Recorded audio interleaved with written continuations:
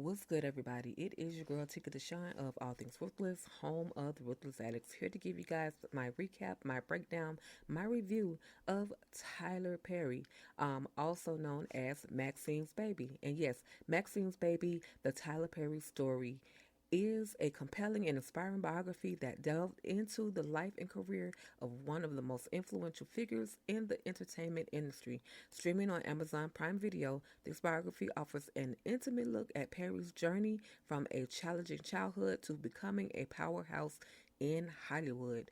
The biography does an excellent job at highlighting Perry's resilience and determination. It paints a vivid picture of his life marked by poverty and abuse, and how these experiences shaped his work. This narrative is both heart wrenching and inspiring, showing how Perry used his past as a catalyst to create stories that resonate with millions. The film also provides an in depth look at Perry's career from his initial struggles to his eventual success.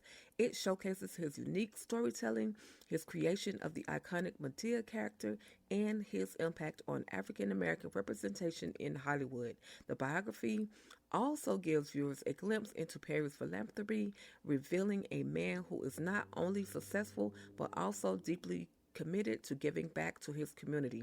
In terms of production, the biography is well made with high quality footage and interviews. The narration is engaging and the pacing is just right, keeping viewers such as me interested throughout the entire film. Overall, I feel that this is a must watch for fans of Tyler Perry everywhere, even for the haters. I love this. They give us a moment where the video starts as his haters are talking. People are saying how he shouldn't be doing this and he should work out his issues he should work his issues out in therapy and not on stage, and how he should that he's just bad for Black America. It goes deep, you guys. You absolutely must watch Tyler Perry or Maxine's Baby, the Tyler Perry story, you guys. There's also a moment where we are introduced to the one and only Maxine, who has birthed our favorite Tyler Perry.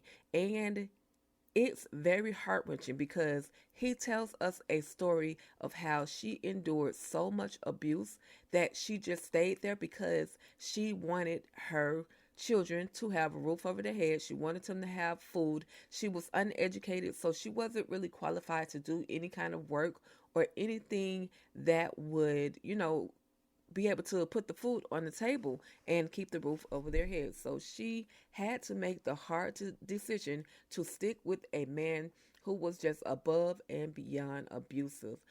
This man was not only above and beyond abusive to her, but he was also abusive to the point with Tyler Perry, to the point where there were marks, cuts, and scrapes so deep on his body that his aunt, who I feel like she is the one that they would call Medea of the family, she went over to his dad and she pulled a blicky out on him and let him know that if you ever put your hands on this baby again like that, that there was going to be a problem.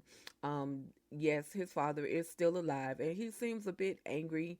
I don't know if he was okay with them creating this whole documentary. It's also a moment where the nephew, or Tyler Perry's cousin, is actually talking about Tyler, as well as talking about his uncle, also known as Emmett Perry Sr. Now, by the way, you guys, Tyler Perry's birth name is Emmett Perry Jr. However, because of the traumatic lifestyle or the trauma that he endured with his father, he decided to change his name, and it's very much so understood.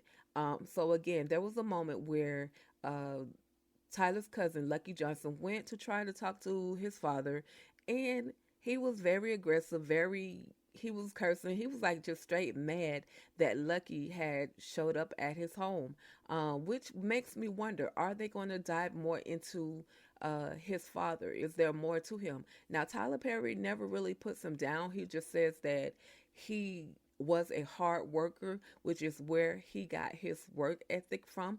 However, as far as having a personal relationship with his father, he does not. They don't have a personal relationship, but he still takes care of him. Make sure he has what he needs. He felt like growing up that how could a man, if this man really loved me, if this man was truly my father, how could he treat me the way that he does? Y'all, when I tell you this film brought me to tears multiple times, again, I get back to the point where I felt like we were introduced to the one and only Maxine Perry, Tyler Perry's mother, who, she did her best. She did her best with her son.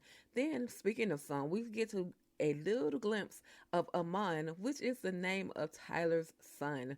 He and Jalili, who is also a producer director on this film, and I'm sure I'm butchering her name. However, they have a son together by the name of Amon. Now, we don't get to directly see his face. Of course, the entire time his face is kind of blurred out. We get to see little pieces of him, his lips. We'll see his hair. We get to hear him talk. We get to see him sitting on the beach. And I guess it's all about respecting the privacy of this little baby who is one day going to be known as Tyler Perry's son. So they did give us a little glimpse of that. They also talked about the multiple studios that Tyler Perry went through as far as building his own Tyler Perry Studios, which I didn't even know that there was a Tyler Perry studio until the one, I think it was like 2009, where he dedicated the sound stage to Sidney Poitier. I thought that was the only one, but there were two others prior to him having that studio. And then we have the biggest Tyler Perry studio, which is formerly known as Fort McPherson Military Base, where Tyler Perry now has one of the biggest studios, stages, audience, people engage at that place ever. I'm super excited to say that I have had the privilege of visiting Tyler Perry Studios as well as working on Tyler Perry Studios.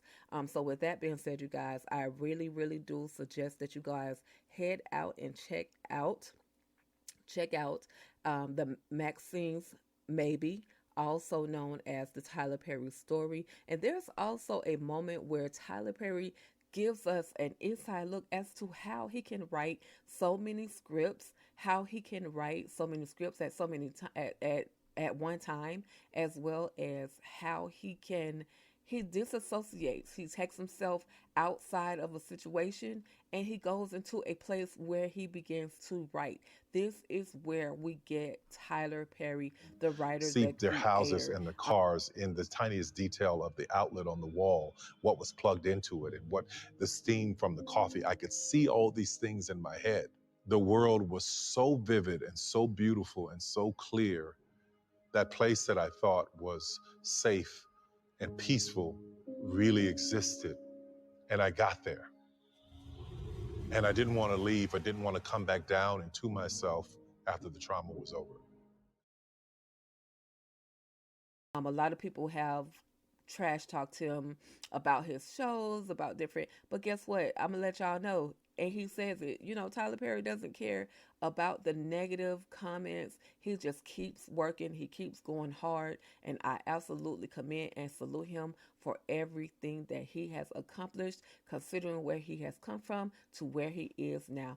I hope you guys take out the time to check out Maxine's Baby, streaming now on Amazon Prime. But this is your girl Tika Deshawn of All Things Ruthless, home of the Ruthless Addicts. Stay ruthless and make sure you guys check out Maxine's Baby. It's a Tyler Perry story.